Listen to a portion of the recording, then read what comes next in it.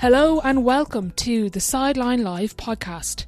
My name is Orla Keeling and I am the host of the podcast, where every week we bring you a brand new episode with guests ranging from Olympic champions to local heroes, coaches, support staff and anybody involved in the world of sport. Each week we will dive into different topics, including current affairs in sport, identity, skill, mindset, coaching, and also shine a light on those flying under the radar. So tune in every week for brand new episodes, new stories and new insights you've never heard before.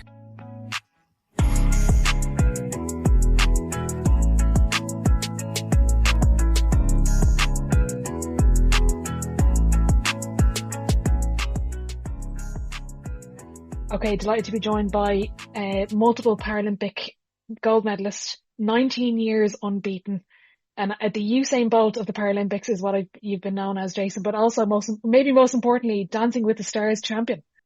Oh, don't forget the most important piece, the dancing. Yeah, it's funny. Obviously, you've this really long career in sport and a lot of success.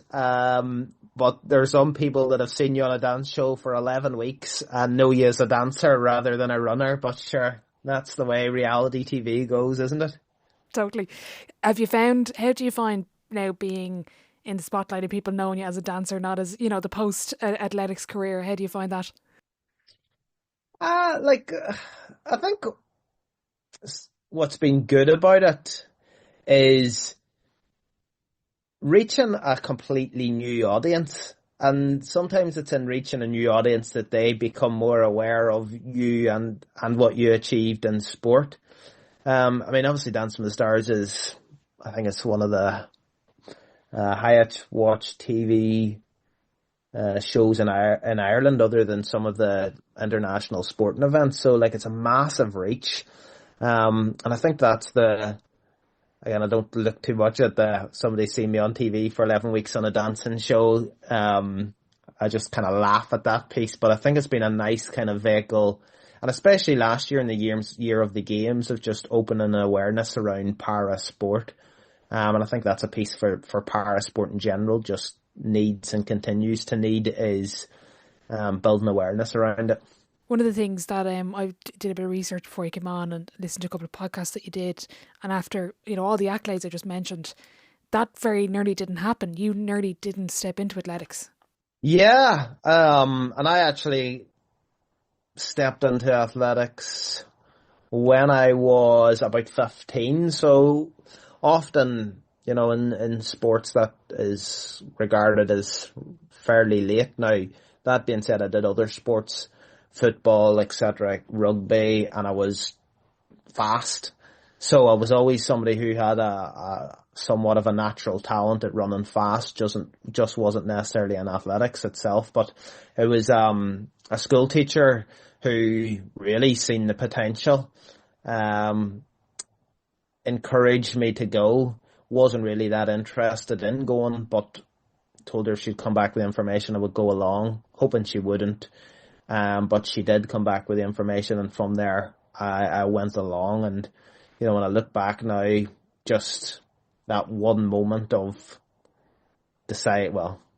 her come back with information that I had to keep up my side of the deal, how influential that one moment, that one opportunity. That same night I also went down to the track. On the other side of the track was the guy who coached me through basically most of my career, and very much a mentor at the back end of my career, and probably the most influential person, definitely the most influential person throughout my sporting journey. So not only did she kind of point me in the direction, I also happened to meet the person who influenced me most in that journey, all within that period. So it's just incredible sometimes of taking opportunities in the right place and the right time, and how things can kind of blossom. Where would you have been if you hadn't gone down that night? Who would Jason Smyth be without going down athletics route? I don't know. It's a hard question to actually answer, isn't it? I know for sure I wouldn't have achieved the things I have. I wouldn't have been that dancer on Dancing with the Stars. But I think some of the pieces outside of that is how much sport has shaped me and the experiences I've had, and how it's actually been a huge vehicle for me in being comfortable with my vision and how I approach life and challenges and the belief in what I feel I can achieve. So I think they're probably the kind of deeper pieces inside that sports shaped me. I don't even want to imagine where I would have been without the experiences I've had in sport, you know. Yeah, because that was one of the things as well. You spoke about going kind of, I think it was entering, could have been the Paralympics or it was a para athletics event, and you kind of were apprehensive about it, and you kind of said, well, that would have been about accepting the disability. I think it was the language you used around it. Yeah, it's I mean, talking about disability or anything in general, the hardest first step for anybody is to come to terms and accept the situation you're in. And looking back at Paralympics and parasport where it is today is so different to where it was in 2005 is where I first entered into the parasport world. Like today, I'd say since London 2012, it's seen more as more on an equal footing in terms of, you know, disability has come more into the mainstream. It's something that's talked about. It's people become more comfortable, and it's London 2012 was great at looking at people's abilities rather than their disabilities. But before that, well, for me anyway, like I was always trying to hide my lack of vision, and I was trying not to address it. Nearly somewhat hoping it would go away, and therefore the challenge for me was if I was going to get into sport or Paralympic sport, I would be standing up to shine a light on it, and that was everything I wasn't in a place that I felt comfortable to do. And I wasn't initially either, if I'm completely honest, but it was through the journey that I really started to accept it and actually seen it as a strength and seen the opportunity rather than seeing it as a weakness. And yes, it was different, or I was somewhat different because I had a vision impairment, but that's also a great strength and with that a great opportunity. So one of the I'll share a quick anecdote. The first time I heard your name was around London, and it wasn't actually at the games, it was before the games, and my mum said to me, oh, there's an Irish guy who won gold in Beijing at the Paralympics, was 100th of a second off qualifying for the Olympics, and his name is Jason Smyth. And I was like, holy shit. I was like what did that mean? Because I talked to Orla Comerford about, the cultural and societal aspects of around abilities and disabilities,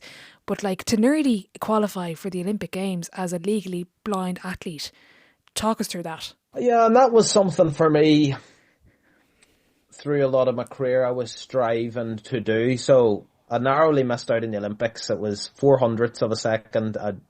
400. It's all much the same. It's by the skin of your teeth.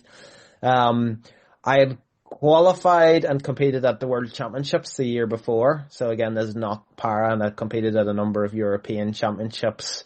So for me, it was never about just winning a Paralympic gold medal. It was about trying to reach my potential.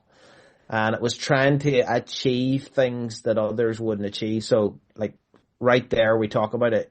The automatic assumption when you think somebody who's legally blind, you think there's no way they could be good enough to make the Olympic Games. Like, that's just the natural place we go to. Or somebody doesn't have an arm, so they shouldn't do this. And for me, sport was always trying to be I'm not a person who gets up and shouts and talks about things.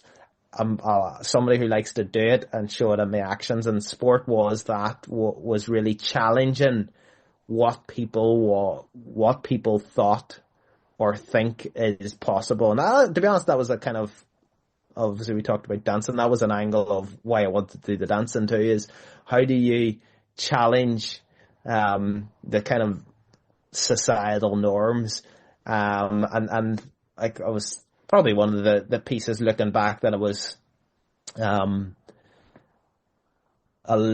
disappointed that I was so close, and actually I was in the shape to do so that year. So I reflect, and I should have made the Olympics.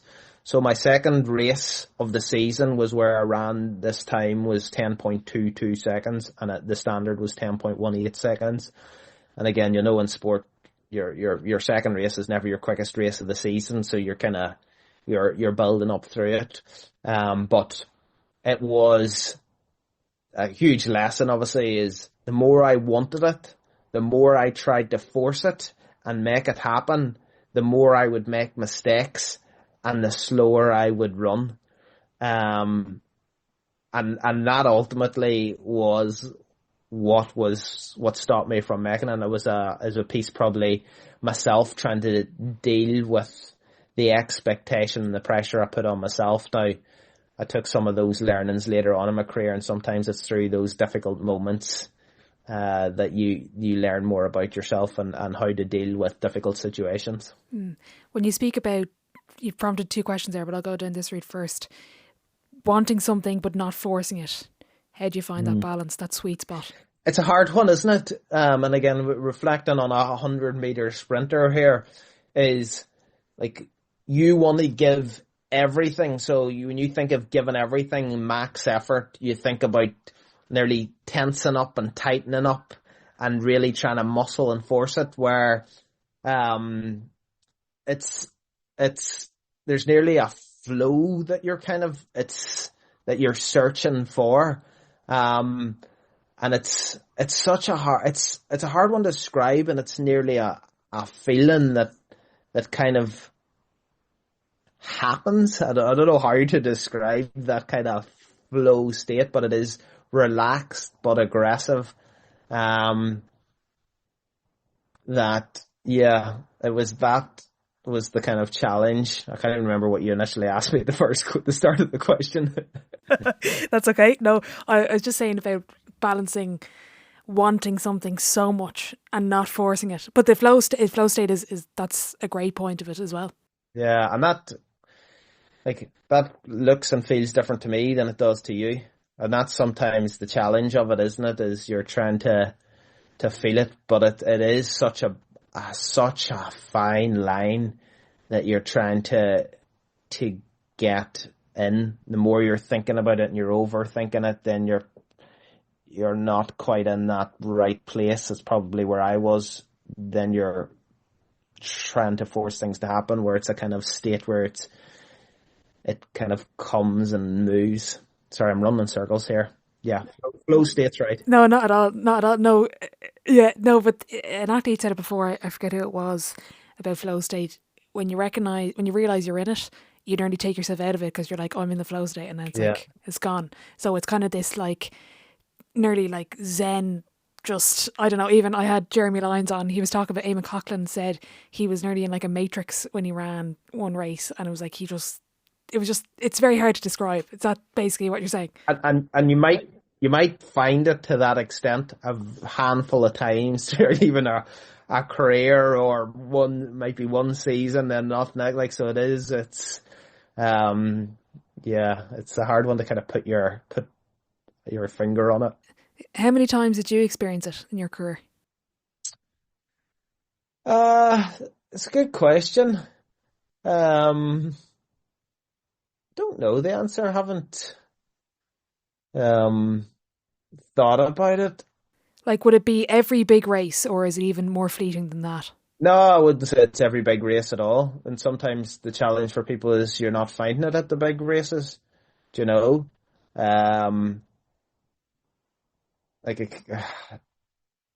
No, it's definitely like the ideal and the perfect situation is you get it all right, that it is at the big race, but that's not the way reality often works. So, Yeah, like I wouldn't say. Honestly, it's hard to tell because I'm trying to even couldn't even tell you back in the early parts of my career, you know. Um, but I would say, yeah, you're not. I don't think you're finding it to that real top percents where you feel you're at 99 and 100%. I don't imagine it's off. It's you know loads at all. You know. Mm, yeah. How would you describe that feeling? I remember a camogie player described to me before. She stayed in the game long after her knees gave way, and said to herself she had like literally run bone on bone.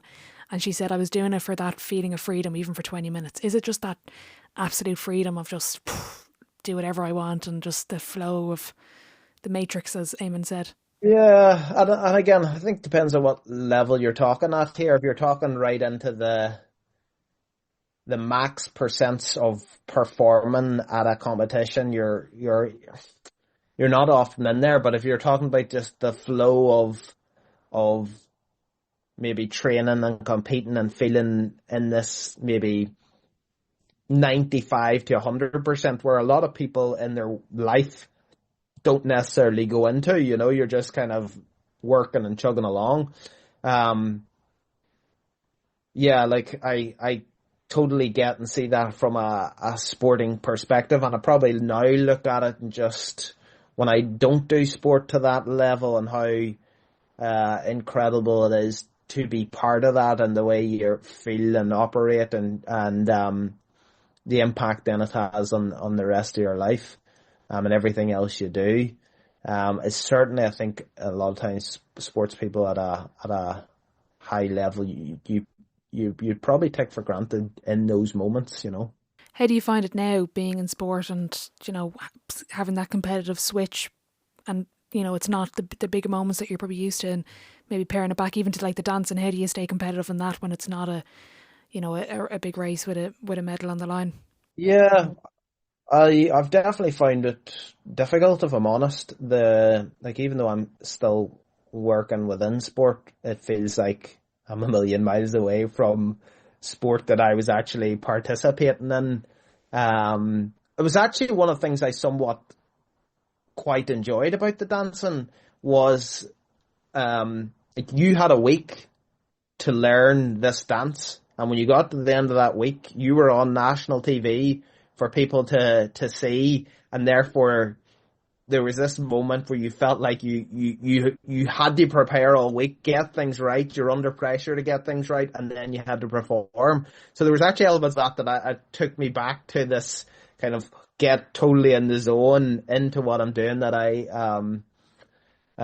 quite enjoyed. But yeah, I don't find that at all, or haven't yet in the world of work. Um, yeah, it's definitely been a bit of um, a change and a shift. And I think it's something that a lot of sports people find difficult at an international level is making that shift. Mm. When we talk about motivation and throughout your career, describe the level of motivation when you're 15 and entering the sport to when you retire, and just the journey that motivation will take. Yeah, and the reality is that completely changes.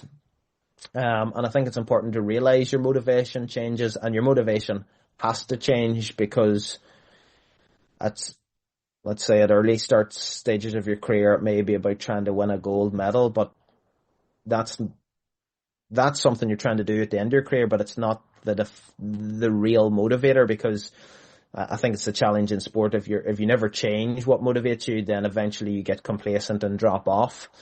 But when I think back again as a younger athlete, my motivation was often probably driven by that I was good at what I did and I enjoyed it, and I also had a coach who was very good. And I would say in earlier parts of my career,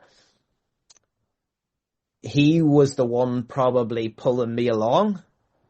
And the shift over time, and maybe this is the skill of a good coach, is by later on in my career, I knew exactly why I was doing it. I'd learned around some of the best athletes in the world. And therefore my motivation, I knew why I was doing it and what I wanted to achieve. Where earlier on in my career, I didn't necessarily, and I was probably like a lot of younger athletes, you're doing whatever you're asked to do and no more. But later on, as I said, it was about some of those pieces that I was talking about earlier, was about trying to achieve something that others wouldn't do. And that for me was, how could I sustain basically being at the top for such a long period of time? And therefore when I had that motivation, that drove every decision I made. And I just probably became more and more laser focused on the things that I needed to do and do right. But I think, yes, there's a piece of that, you yourself and exploring who you are, and over time you learn that. But another key piece to that is who the people you are around. I spent 4 years out in the States with Olympic medalists. I was the slowest person in our group. It was an environment where you kind of sink or swim. But those environments of being around people that are better than you, that you've got to constantly lift your game and improve and set the bar higher. They're the environments that really drive you on to kind of trying to keep being successful. And I think that was such a key moment for me in my career. Let's dive into that consistency piece of being 19 years unbeaten. And I've spoken to guys who've won 5-6 All-Irelands in a row, but 19 years of being at the peak. Like, just when you mentioned that you wanted to do something no one has ever done, when did you become aware of that? And it's not something we often have, where athletes kind of pull themselves out a bit, look at the wider focus and say, you're motivated by breaking barriers. Some athletes will never kind of have that attitude. Well, how did you find that attitude? Yeah, I think, again, some of it initially came from my coach, if I'm completely honest. So 2008 I won gold in Beijing. 2009, I mentioned my coach. He's seen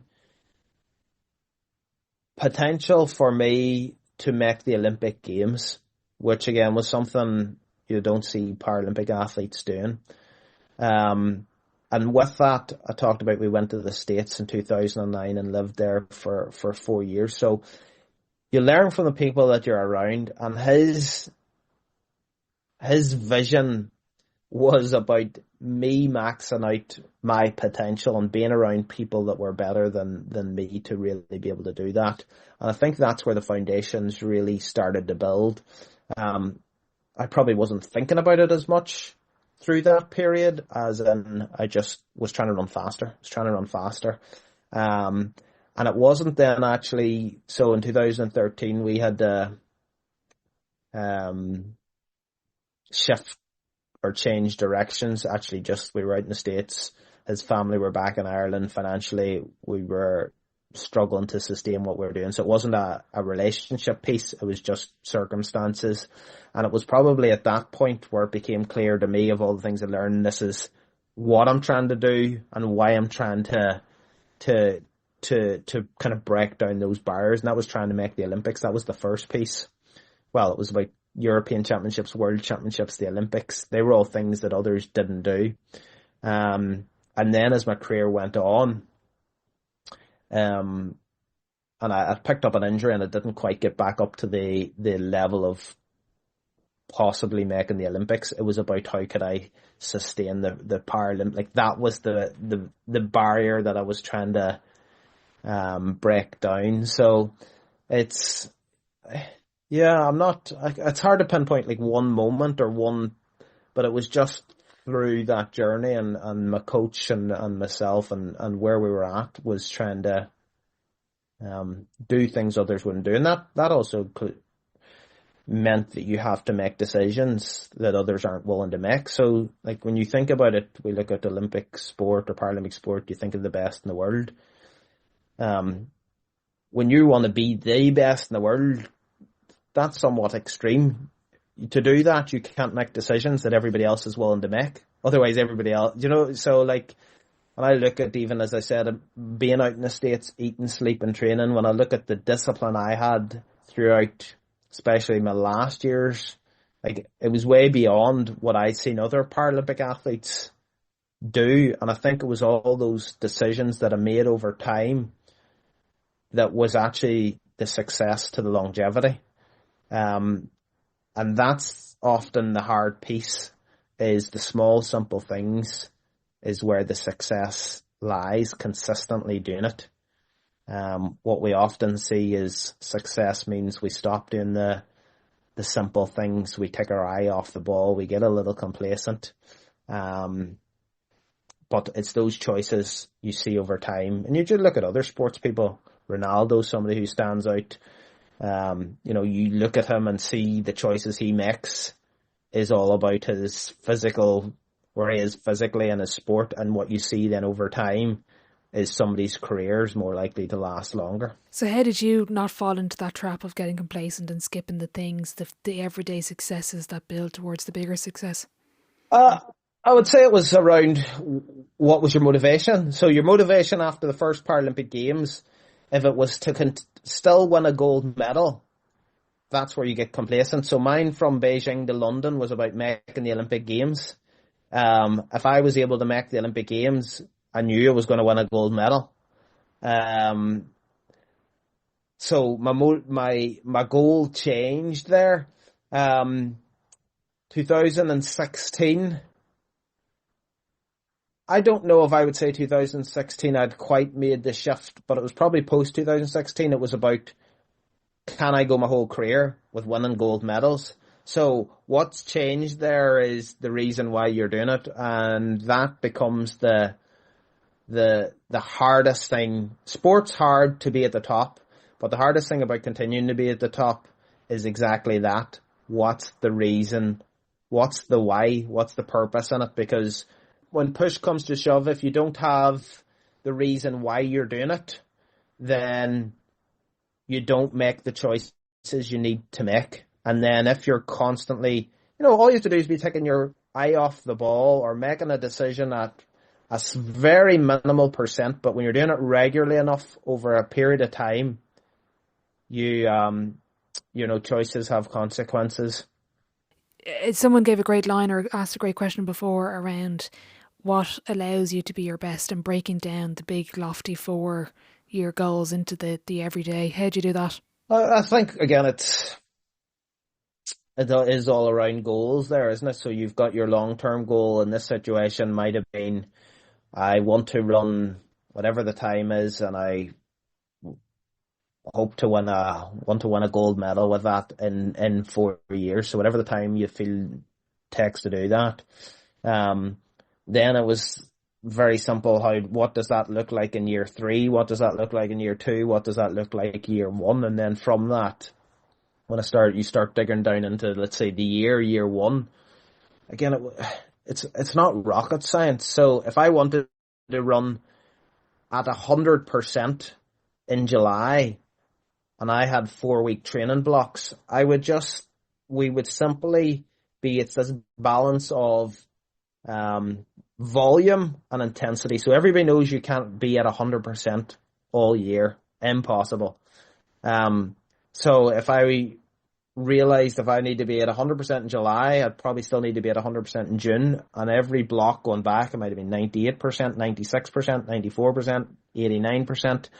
And as the intensity went up, so at the winter, the volume would be higher, the intensity would be lower, and just as the season would move through, the intensity would move up and the volume, and every month I knew exactly what we were trying to achieve, and each month was a stepping stone onto the next, so we knew where we needed to be. And another piece with that is would have had a team around me, physio, S&C, and we would have all sat around every month looking at what worked, what didn't work, how could we improve, what do we need to adjust next for this next block, what do we learn, is there areas of weakness that we need to address, and that just constant analysing, feedback, what do we need to adjust, what are some of the numbers saying, and that was what has allowed us to kind of continue to get there. You can set a plan. Everybody knows your plan changes, but it's that continuing feedback, analysing, adjusting, tweaking. And there's got to be a trusted team around for that, and, an ability to kind of be honest and have a high level of accountability around it. You said there it's not rocket science, so do we overcomplicate elite sport? We certainly can, and I think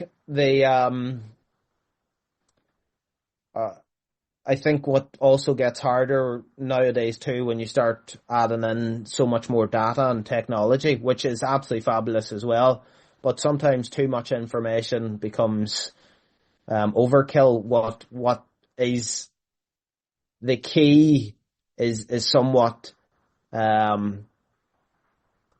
removing the noise and getting clear on what are the actual pieces that are important and have an impact and influence. But yes, when you start looking at it, any sport can be complicated, and you even look at 100 meters, the positions and technique and different angles and what do they mean. But you also, sometimes I think people get too caught into the 1%, rather than if you get the 95% right or the big foundations, then that becomes more important. Everybody likes the sexy, what's the I don't know, magical equation that makes things work or makes things do better. But actually, my experience was the best in the world do the simple things exceptionally well. Most people just think that's too simple to do. I love that. When did you learn that? Out in the States. It was just one of the things that I just learned from being around some of those athletes. I mean, their attention to detail was fabulous just around it, but it was doing the simple things exceptionally well, but knowing why they were doing them. So even simple things like a drill, like people just do things for the sake of them rather than having purpose with everything that you do. But yeah. I think that was probably one of the big learnings from being around some of those athletes. Give us an insight for those like myself who don't know the level of detail like that some people would take for granted, say, like how minute do the detail, I mean off the track, the sleep and the eating, the other habits. You talked about performance habits before. Give us an insight into those. Yeah, so I mean the reality of sport at that level is 24/7. It's how everything you do in your life. So I, at the end of my career, was looking at like every choice I made. I was nearly asking myself, how did this impact my training or preparation or competition? Like even so, back into my career, married with two kids. Like my family, as my wife and my daughter, would have, the joke in my house half the time was them three would go and do stuff and daddy's not doing that again. So they would go and, I don't know, go to the zoo. I wouldn't go because I had to prepare to train and it would have an impact on my competition. So like, I'm not saying it's healthy, and it's obviously somewhat extreme, but everything I was looking at and doing was how does this impact how I might prepare and how I might train and compete. And that's quite a full-on way of living your life. But the thing I always felt with it, sport too, if you're not willing to, others are. So yeah, like looking back now, my wife was probably glad that was coming to the end of my sporting career, Yeah. Actually, you prompted a line there that I got from Sharon Madigan. That episode isn't out yet. It'll be out next week. And she said very early on in the episode, she said, elite sport isn't healthy. No, it's not. But back to this. If you're trying to do things that 99.9% of people will never do, that can't be healthy. It's somewhat of like an extreme place you're trying to put yourself. You're trying to do something that's somewhat not normal, and that requires having to make, I suppose, just extreme choices. And that's exactly what she said. And like, do you think is it an obsession when you're at that level that you were at? Are you just obsessed with it? You have to be, yeah.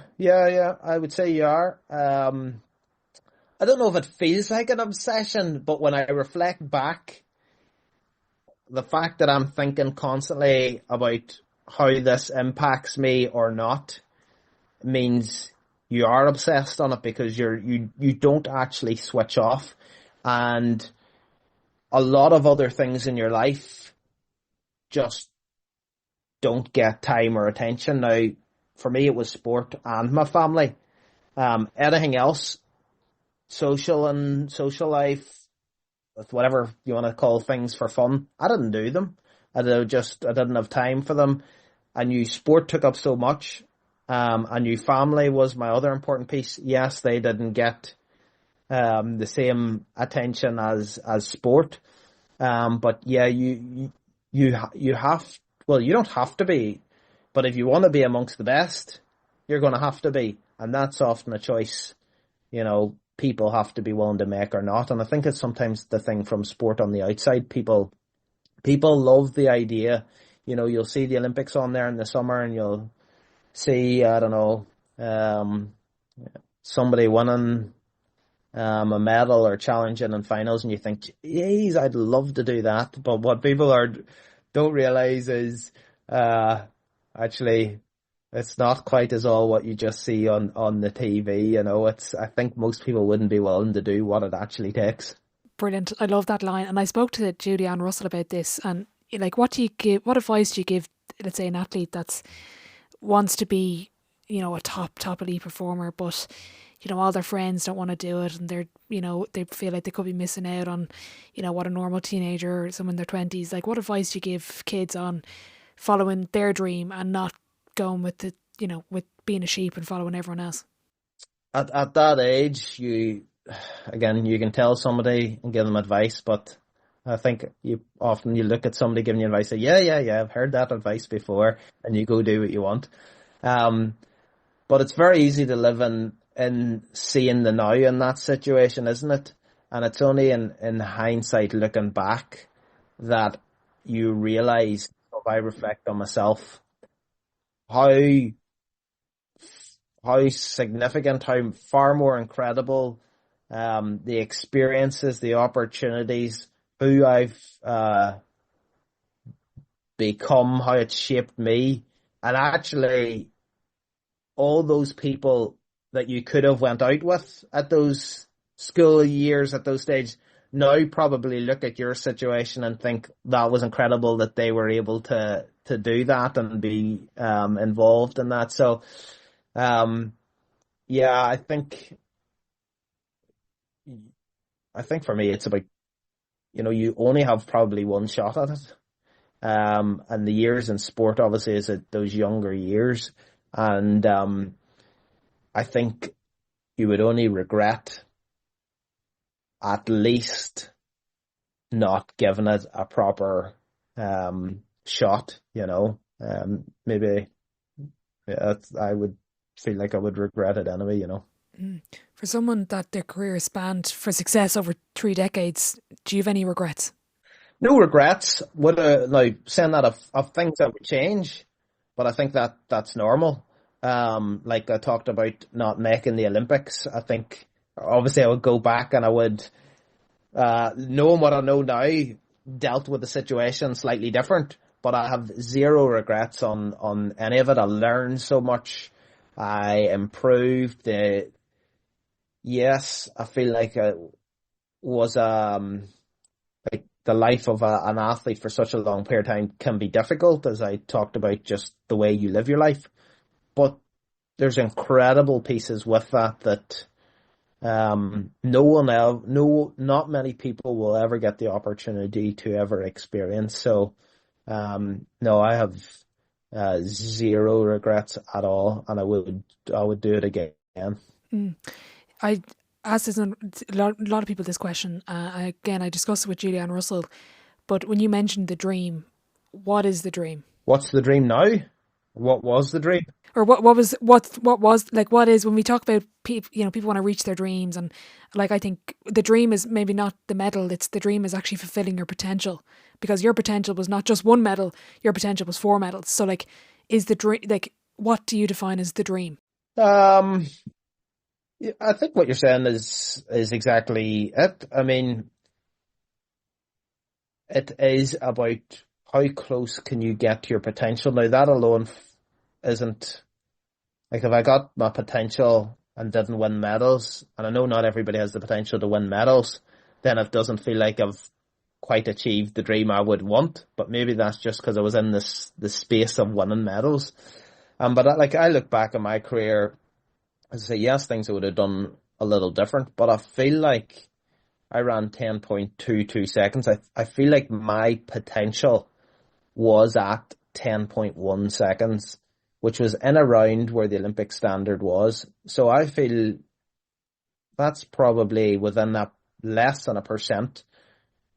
So of max. So I feel like, in terms of getting to my potential, in terms of complete performance, I was very, very close. Like, I don't feel I left anything unfulfilled in what I did, and maybe that's what's somewhat, I feel fortunate to be able to look back in terms of that dream and potential, that I pretty much got there, or very close to it, you know.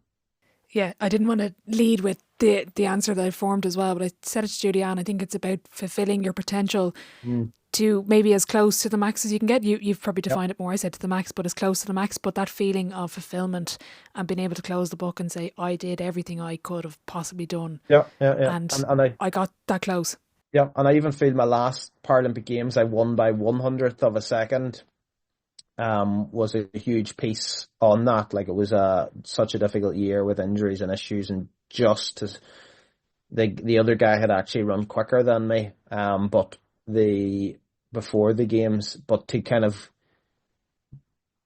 get in that situation, I maxed my potential on that day for where I was at, compared to, like, so there's elements of that I look back, and maybe the stepping off sport in my terms and at the top has actually allowed me to close the book on it, be happy, and realize I've done everything I could do, um, and be happy, as I said, and content, and being able to kind of close it, because a lot of people struggle to close that book.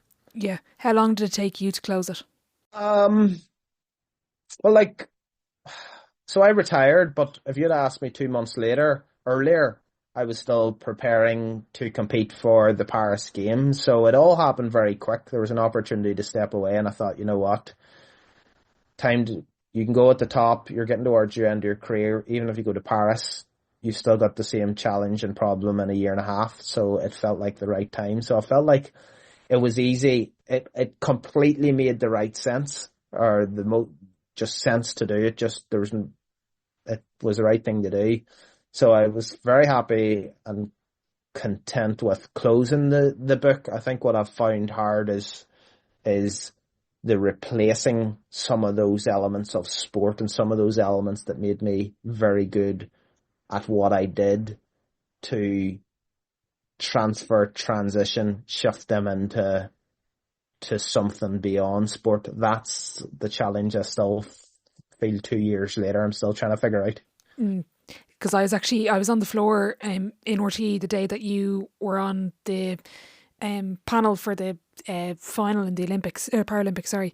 And I remember you watching it. I remember Yvonne has a brilliant video, and she posted it. I asked her to send to me as well, of you watching the race on the big screen.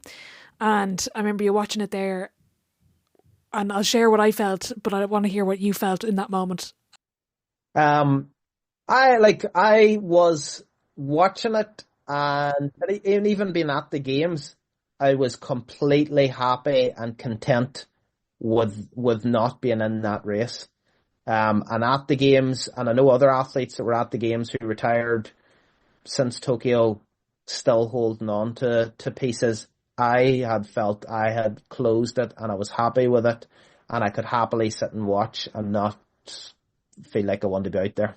I don't know. Maybe you might tell me different from watching. Yeah, I don't want to. Yeah, well, I'm delighted to hear that because I remember like watching it at the time, and I remember when the record came up that it was broken as well. I just remember, I remember just being like, it's so fleeting. Like you gave your life to this sport, you were unbeaten for 19 years, you won, 3 decades of success, and in a split second, well, in 10 point something seconds, it was not that you were gone, Yeah, yeah, yeah. but it's the next one. Yep. It's the next fastest man in the world. And I spoke to Daniel Whiffen about this, and he was like, I was like, would you prefer a record or a medal? And he said, a record, because anyone can get a gold medal, but not everyone can have a record. Like, I just thought that was interesting. Again, it was just so fleeting. It was like, same with the Olympics. I was at Kelly Harrington's final, and it was like 3 minutes, 3 minutes, 3 minutes, and then it's done. And that's her life, and it's just this feeling of, I don't know. Even with records go too, so it is like, it's sport is, and again, you appreciate it more when you step out. You realize it is, you're only good as you are current, and you're like, in terms of being seen and aware, and being like, once you step away very quickly, it's on to the next new thing, and you become, as time goes past, a distant memory. Now, a small number of sports people, a legacy lives beyond just at the games or just at a sporting event. But yeah, it is. When you think about it, and all your identity and everything's wrapped up in this games or moments, and all of a sudden, like, yeah, there's somebody else new, and who are you? Yeah, totally. And that was what I felt at Kelly's fight, because I couldn't wait to go, and it was, I got back, I wasn't going to go, and then I got tickets and I went back to Paris, and then I was like, at the end of it, I was like, wow, that's it. But like, that's it for me. Never mind Kelly, who's dedicated her whole life to this. That was like, this is over. And I was, the anticipation and the buzz, and I was like, Jesus, what is it like for an athlete? Because I'm just here watching. Like, who, like, Yeah, that kind of yeah. way. And the identity piece, and you say you kind of get wrapped up in it. Yeah, it's a huge challenge. People have. There's no doubt about that. And again, I think for myself, when you spent 18 years of your life, 19, well, I can't remember, whatever amount of years, like, that's a long time to be living that very specific way. And then when you think about it, is it unexpected that people find that change difficult? Not at all, when you start thinking about some of those pieces that we were talking about. What is your legacy? You mentioned that word. I'd love to know what you think your legacy is. What is my legacy? Good question. I think, for me, what I always wanted to do was trying to, as I probably talked about earlier, is about achieving a high level of success and challenging and changing perceptions. And you'll never put it down to one person, or there was a number of us, but where we look at where para sport has moved, over my time, and again, I'm not just me, I know there's a few others who had success. Michael McKillop's one that comes to mind too. Like, where the sport has now moved to, and the opportunities around it, and the profile around it, I think we've had a big part in that, because the sport needs profile and people pushing those boundaries and having the success and performances that kind of lays the foundations for where the sport goes. And I hope that some of the legacy has been kind of that challenge in what others can do, and influencing other athletes to pursue their dreams. But yeah, who knows? You make it sound simple. You say, oh, it's one step in front of the other, consistency. But when those steps, when you get an injury and you have to sidestep or step backwards, how did you deal with that? Yeah, it's, again, not easy, it's different situations, you deal with it differently. And I think for me, core to how I was able to best deal with it was, and again, as I said earlier, in different stages of your career, you're better able to the ability to deal with it. And sometimes it's easy to talk about it in hindsight or hard to see in the moment. But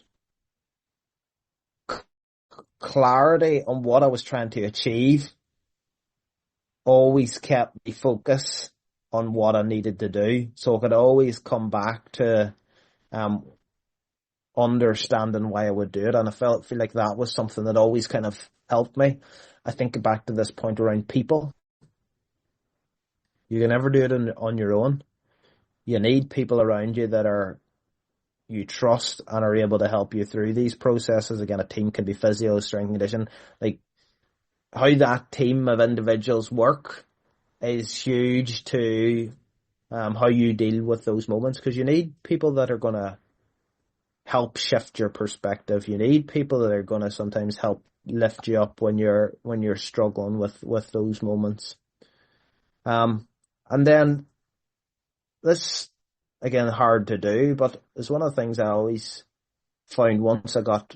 So obviously a huge challenge in life was around dealing with being so young, 7, 8, with how you live your life with a visual impairment. And I think over time and through sport, what I realised, and I think the big piece came from the combination of sport and my visual impairment, is you realise challenges are opportunities. And it's in those moments that if you look at them in a different light or a different angle, there's an opportunity to grow and change and improve that kind of element of the opportunity. And I think looking at these moments as the glass half full rather than the glass half empty is also a way that, for me, allowed me to deal with the situation better than I feel I sometimes otherwise would. So once I kind of had that, for me, 3 things is the combination. It just felt helped me bounce back. And even when things were difficult, like I talked about into Tokyo, all the things people experience with challenges, doubts, uncertainties, I go through them just like everybody else. But it's how you deal with them becomes the success. And even that piece around talking about seeing as the opportunities and believing in yourself was massive in Tokyo. Do you think, when you mentioned that, what comes to mind for me is your visual impairment and sport both married into each other gave you different perspectives of the other? Yeah, absolutely. And I think, sport, you've got to be, well, actually, you can go beyond sport and go to life, is you're constantly facing challenges. And with that, to deal with challenges, you've got to develop and be resilient. And I think at dealing with such a big challenge, it's earlier in my life, you only build resilience by being in situations where you have to be resilient. And I think that kind of helped me and shifted my perspective of then how I dealt with sport and the situations I put myself in that were probably way outside my comfort zone and beyond where I was currently at, and that willingness to be challenged. One of the other things you mentioned was the importance of people around you. So whether it was strength and conditioning or other athletes or coaches, what were the attributes away from sport that you looked for in the people that you surrounded yourself with? I think for me, one of the biggest ones is trust. At the core of people and teams is trust. And if you can't trust them and they can't trust you, then it really struggles to go where it needs to be. And I think when you start looking at trust, and with that, you start looking at being open, honest.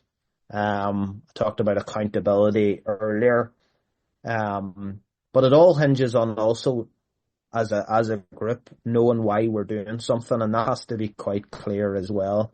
What's the purpose that we're all getting behind here? So, the other thing is, for when I think of people, is I kind of like humility. So nobody has all the answers, and it's okay not to have the answers. And I think if people are open that we don't all have the answers, but yet we're striving to find them and we're striving to improve, I think that is another kind of angle or element that I quite liked and felt like we were able to develop in a group, you know.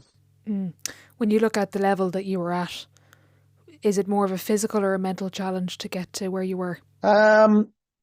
So I'd say it depends what you're comparing to. So it's a huge physical challenge, but when you get to the top end of sport, often the differences are quite small. So the physical challenge is, you know, everybody's talented and everybody's often putting in within a certain percent hard work and doing things right. So there's definitely a physical element, but when you get to competing,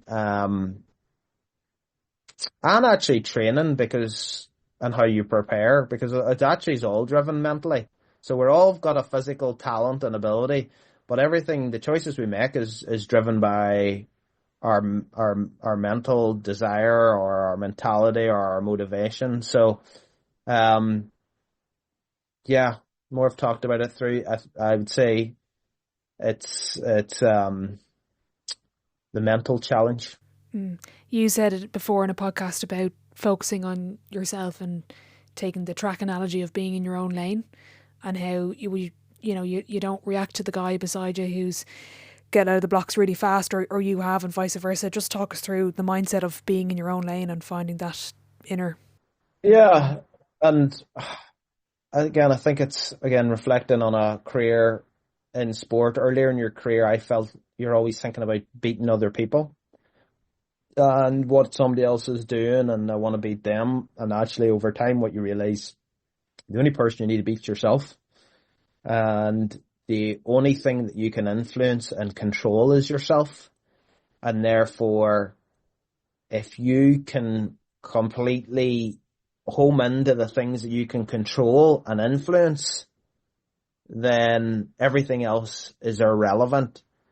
And in that situation, you are most likely to maximize whatever your potential is in those moments. And that's your best performance. So that, for me, is that you hear talked about in sport, isn't it? The controllables, and that's what that is. It's about you competing against you, which is into this kind of mentality place of,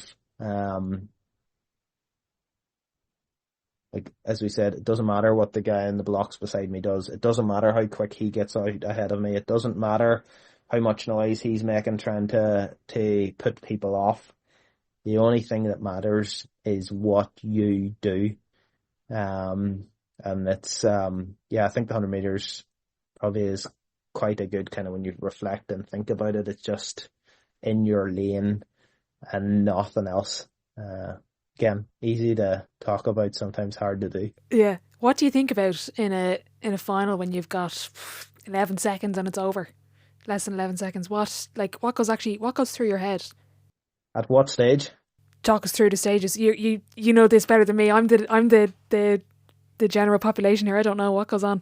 Even the warm up room. Like, what do you think about night before, wherever you want to take it? Yeah. So, like, warm up. Really, you've got your routine, which you're just focusing on. That, I think there's an element of trying to switch into the intensity and the quality of what you're doing. Where there starts to become a little bit mind games is, if people are down doing starts in the warm-up area, or we're all sitting in the call room before we go into the stadium. So you'll have some people might be making noises, some people prancing around, some people sitting there. And for me, you're trying to block out all that.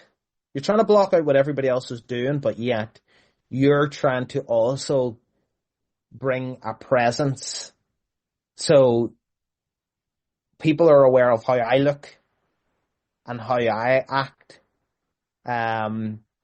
So it was one of the things I just reflect back in Tokyo was one of the things. So I wasn't in the shape I needed to be in because of injuries. But it was one of the things my coach said to me between the final and the semis was, remember, everybody in there doesn't know where you've been this year, sees you as the champion, and bring that kind of presence or confidence around in the call room. And if you don't, people will sense that. And that also gives them an advantage, or feels like they have an advantage. But if you can bring that kind of confidence and presence in what you're doing, and that's, it's just often the way you're acting. I find even for me, often, like in those situations, as a personality, I'm a bit more relaxed, and I find it harder to get aggressive, where other people get too wound up and they need to relax. So like people will talk about doing deep breaths, for example, in those moments. I was actually, for me, have to do the opposite, where I'm trying to breathe kind of faster or more aggressive. So then it kind of, I'm getting myself, more ready to really attack out of those blocks. But even then again, like I'm so focused on me. We're going out into the stadium. Other people are waving at cameras and giving them and that works for some people. That's absolutely fine. I'm not engaging a camera. I'm not engaging anybody. Like I'm going into my blocks. I'm thinking about, right, my feet need to, like the different cues, my feet need to be locked into those blocks. I'm going to split those arms on the first noise of the gun, and I'm going to drive and attack out of those blocks. So it's like the little cues then in those situations, that you're kind of trying to think of. But for me was also, how do I be extremely aggressive out of there, and put them under to pressure. So like there's so many different things going on. But then even when you think in the 100 meters, like by the time you think about something, you're halfway down the track. It's gone. It's done. By the time you think about something else, it's gone. It's done. So it also becomes quite instinctive, in those moments as well. So yeah, don't know, I've kind of ran all over the place on that one. No, you've given a whistle stop tour. It's really interesting. Like one of the phrases you said there, me versus me, and all these probably Nike trademark kind of sayings. The other thing is like born ready, or like, born, he was like made for this. Like, so as one of the best athletes we've ever had, were you born for this or were you made? Like, how did we, people talk about the performer, innate skill, Nadal it's innate. It was born to do this. Were you born to do this or were you made? I think there's a combination of both. Like, I think you are born with a talent or an ability to, let's say, be at a high level, but you're also, that's not enough when we get to this end. So you've got to make the rest that allows it to happen. So for me, it's the combination of being born with the ability to do something, but it ain't happening on that alone. You have to put in the work. Yeah. You gotta make it happen. Brilliant. I love asking people this question. Of everything you've achieved, what's your personal definition of success? When I reflect on my career, what's the success? Or just what Or just, it could be beyond athletics. What's Jason Smyth's definition of success? I think it's maximizing my potential, which means I somewhat optimize my performance. But I think with that also is about having an impact. Brilliant. I've written down a couple of things. If you were to make a sauce, and the ingredients would be to find success or become or fulfill like your potential as Jason Smyth, it would be define your motivation and evolve it. Surround yourself with good people and the attributes you look for. Go after the basics over and over and over again, and have a presence / confidence no matter what? Would they kind of be the right ingredients? Anything I'm missing? No, I think you've captured. And everything goes back to the sport, like you were saying, the kind of obsession piece of the choices. I agree, and nothing comes to mind that you're missing there. So Okay, very good. you're listening well. One of the final questions I have, because I'm conscious of time, you've been very generous and I've really enjoyed this. It's actually from Oprah, but I got it from a coach. His name is Paul Kilgannon. And he prompted the question one day, and I'd love to ask you, what do you know for sure about sport, about elite sport? What I know for sure? Well, the only thing you know for sure is your own lived experience of it, isn't it? My own bias of what I've experienced, and what I know for sure about elite sport for me, it has changed my life for the better in who I am and the experiences, the people, the cultures, the opportunities that I've had throughout my career. So like, sport just is an incredible vehicle for change. Amazing. So what's next? Where's the next stop in the vehicle? That's the question I'm still trying to figure out. Where do you go from sport to dancing? Don't know if you have any suggestions for me. You're not going to stick to the dancing, no? Nah. Retire at the top. That's the lesson I learned.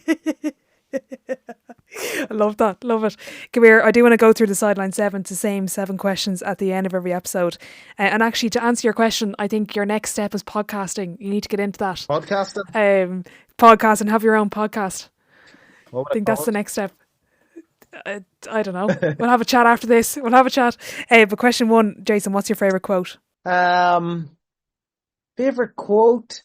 I don't know if it's a quote somebody specifically has said or not, but it's something around the only limits in life are the ones that you set yourself.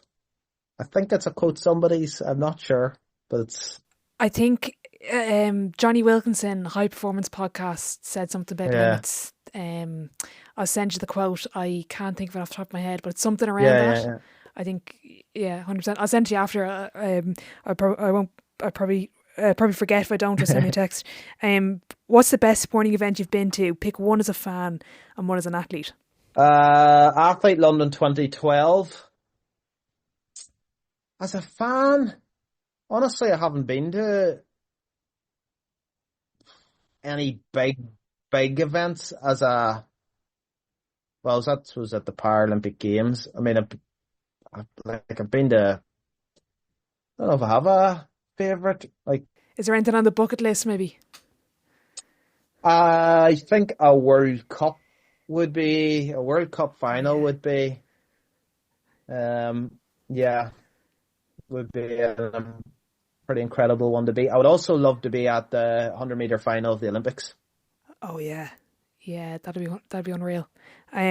Question 3, biggest setback or challenge so far in your career, and how did you react to it? We probably answered that question, did we? I think we did a few times over. I'd definitely say in terms of sporting career would have been the lead into Tokyo.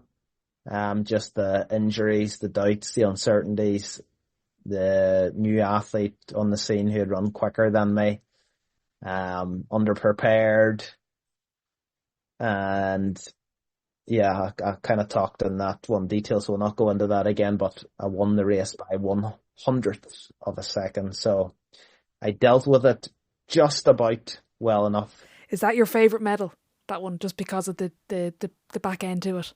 The significance behind the scenes, yeah. It was one of those ones after that even myself and the team around me, it was one of those ones where like, how the heck did we make or get that to happen? It was one of those just like if I had raced about a week earlier, I wouldn't have run as quick as I did. It was that on the kind of fine margins of where I was at, and I only raced twice that summer just because I had to get something, and I was just so far behind from where I needed to be. Amazing. Question 4, what's your biggest achievement to date inside or out of sport? Inside sport would be the longevity of unbeaten Paralympic career and moving into the non-para sport, so kind of at that level. Outside of sport, don't know, do I say my dancing? Love it. We'll go with that. That's going to be the intro. It's just forget the rest. It's just the dancing champion. Jason, looking back, what advice would you give your 18-year-old self? Well, I would like to hope I'd do everything I did. And I would say to myself to make sure I push the boundaries and try reach my potential. But the other piece I would say to myself, and sometimes you don't do it through sport because you're always looking at what's next, is to enjoy every moment of it, because it's an incredible journey and you, like a lot of things, appreciate it and reflect on it when it's done and you're never getting it back. But do you think if you had, you did actually kind of remove yourself a little bit from the microscope of the everyday chasing and kind of looked at the legacy piece, do you think you would have got to the level you had gotten if you had kind of thought too much about, oh, this is going to come to an end? It's a great question, and you could be absolutely right, and it's maybe when you're looking at make sure you enjoy it is just take in the moments more. But yeah, that is a certain risk, is if you're not laser focused on what you're doing, you're actually starting to look at things that have already happened, and you're, instead of looking forward, you're looking somewhat back. So maybe I wouldn't give myself that advice then. Yeah, no, it just, I don't mean to question you, but it was more. Oh no, you're right. It's a good question. Yeah, it's a great question. Because I've had other athletes on from different sports, and they'll say, I remember one camogie player said as well, like, I would have told myself to go to some of the parties that I missed, when I skipped them. I wouldn't tell myself that. Yeah. Well, I know you wouldn't, but then I was like, well, you wouldn't have got to the level you're at now if you had, that's just an example, if you had done those things. So you can tell yourself that, but then you wouldn't be where you are now. So it's kind of, it's a bit of a, it's a catch-22 in the question. I'm trying to catch people out, Yeah. And it's nearly, actually, when I think a bit deeper about it, is even the straight after, let's say, games and you have success, is stop and take in those moments, rather than I found automatically I was starting to switch into next. And that's fine to switch into next, but you can also take a bit of period to pause and take it in. Yeah, you're right. Question 6, who would be your dream dinner guest and why? Dream. I'm a Liverpool fan, so you know what? I would go, I know he's not the manager anymore, but Klopp, I think he's a fabulous manager. And around coaching and getting the most out of people. And he seems a great character as well. So I think he'd be an interesting person to be around, but I think there's just so many lessons that you would pick up from him. Yeah, I had Jeremy Lyons on before you this afternoon. He was a Liverpool fan as well, so I have two very happy men that Liverpool have just won the league as well. But yeah, great guest. He would be class. But final question for you: if your life was a book, which someday it will be, I don't want to preempt if you're going to write a book or not, but what would this chapter be called? The chapter of sport, or the chapter I'm currently in? The chapter you're currently in. Ooh. I'll say it was in sport. It was going to be something about possible, maybe trying to redefine possibilities. So I'm trying to figure out what's that next piece of my kind of angle back to around challenging possibilities and perception. So redefining possibilities. Love it. We'll go with that. Jason, thanks so much for your time. Really enjoyed that. No problem. Thanks for having me.